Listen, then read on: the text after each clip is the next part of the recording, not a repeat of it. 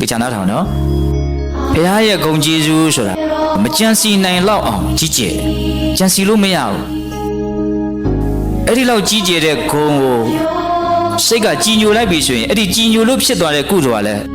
အစိမ့်တရားဖြစ်သွားတယ်မကြံစီနိုင်ဘူးတဲ့ဂုဏ်တော်ကမကြံစီနိုင်လောက်အောင်မြင့်မြတ်တယ်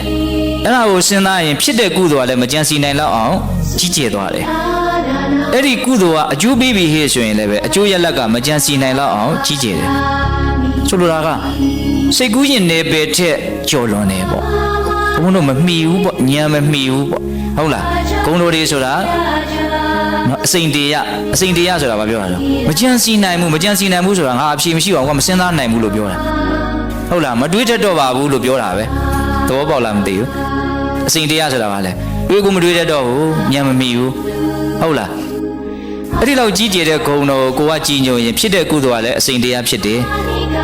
ကုသိုလ်ကအစိမ့်တရားဆိုရင်အကျိုးရလဒ်ကလည်းဘာဖြစ်မှာတော့အစိမ့်တရားပဲအဲ့ဒါဓမ္မကိုလည်းအဲ့ဒီတိုင်းနားလည်မယ်ဓမ္မကလည်းဂုဏ်တော်ကအစိမ့်တရားပဲနော်အရိယာတန်ခါဖြစ်သွားပြီဆိုရင်အရိယာဆိုတာအဖြူရှင်တန်ရှင်းတဲ့ကိလေသာကိုသူ့ရှင်းတဲ့သူပယ်တတ်နိုင်တဲ့